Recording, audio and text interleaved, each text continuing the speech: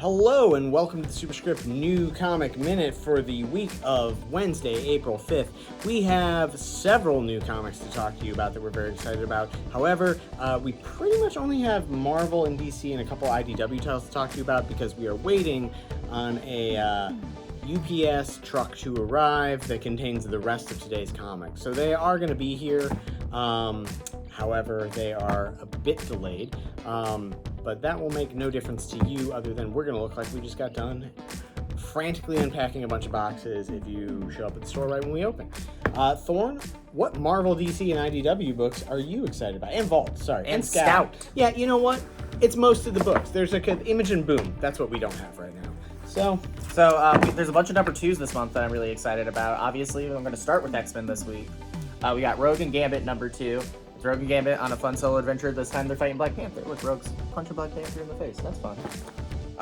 Then we got Spider-Gwen Shadow Clones number 2. New Spider-Gwen Adventures. You guys getting excited for the new Spider-Verse movie? This is Gwen meeting a bunch of clone doppelgangers of herself that are based on different classic Spidey villains. My favorite writer in comics right now, Tom Taylor, continues his run on John Kent's Superman. And in this issue, he becomes Superman Blue. And about time. It's leading up to him crossing over with the Injustice stuff, which is the best Tom Taylor stuff. Vault has a new number 1 called The Nasty. It's a horror book about a guy's imaginary friend who's basically Jason, and he might be real. What's his name? The boy's name in 1994 Scotland is 18-year-old Thumper Connell. It's a good name. Then Scout has Codename Ric Flair. It's a book about what if Ric Flair was a spy in the 80s, actually, and he was doing missions while he was wrestling. He'd be bad at it. I feel like he'd be the best at it. Okay. He's limousine riding and jet flying. And then what I'm most excited about this week, we got a Deep Space Nine miniseries. Star Trek Deep Space Nine is my favorite show. And it's a story about Quark trying to smuggle some dogs, smuggle some corgis. Well, I mean, if that doesn't sell you, I don't know what does. We had a legitimate fight over who got to talk about the Deep Space Nine. I lost, so I will be talking to you about the Planet of the Apes. No, I'm just kidding. But this Planet of the Apes book that Marvel Comics is putting out. Monkey book. Yeah.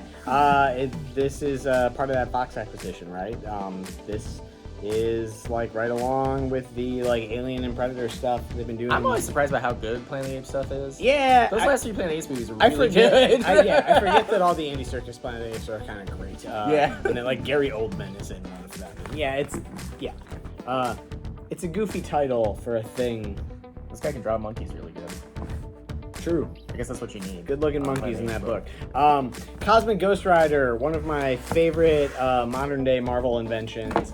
This time written by one of my favorite modern-day Marvel writers, Stephanie Phillips. Also writer of Rogue and Gambit. Yeah. So she's been killing it lately, knocking it out of the park.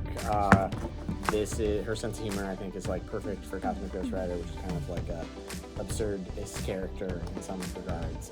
But also he's sad. But yeah, this is issue 2. We have issue 1 on the shelf still. I think we have a couple copies left. So jump on now. And then I am really excited for How I Became a Shoplifter by Sumerian Comics and Records, issue 2. If you're into like punk rock comic stuff, this is like a good indie book for you.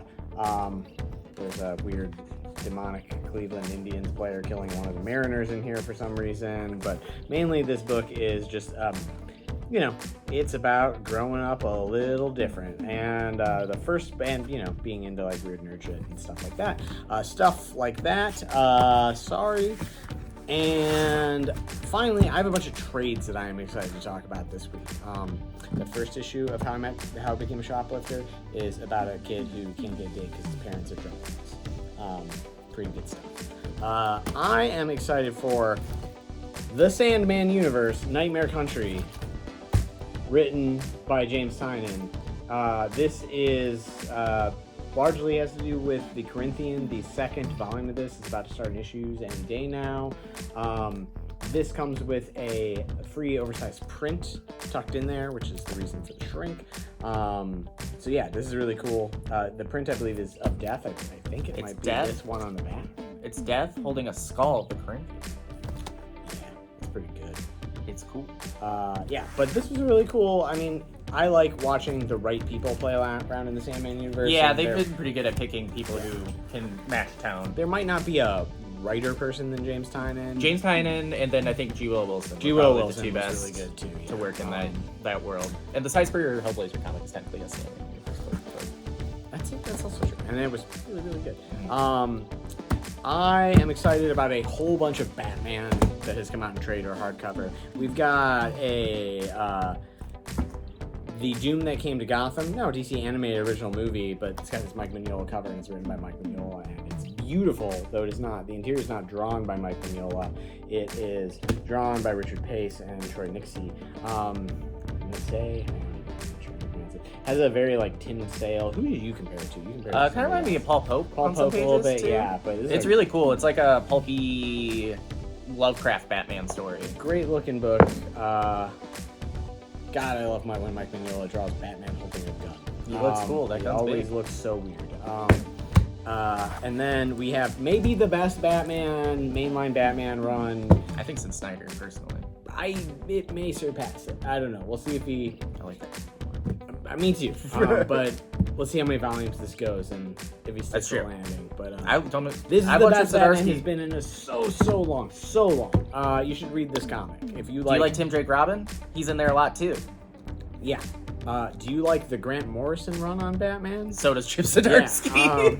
You should check this out. This is the best Batman has been in a long time, and that's not even throwing shade at James Tynion. It's just that good. So, anyway, check it out. Also involving Batman Spawn, now in hardcover. All three. All 3 times they've met. The introduction of the shoelace. On Spawn's face. And yeah, it's The first 2 stories are canon in the Dark Knight Returns universe. Speaking of Greg Capullo, Greg Capullo did draw 2 of the 3 of those. Yeah. So, Batman Spawn together at last in one oversized hardcover will look great on your shelf. Bunch of cool capes. Yeah. Well, thank you for joining us for this somewhat abbreviated New Comic Book Minute. And there'll be a bunch more books from Boom and Image that'll be on the table by the time you get in here. We'll see you this week. Take care.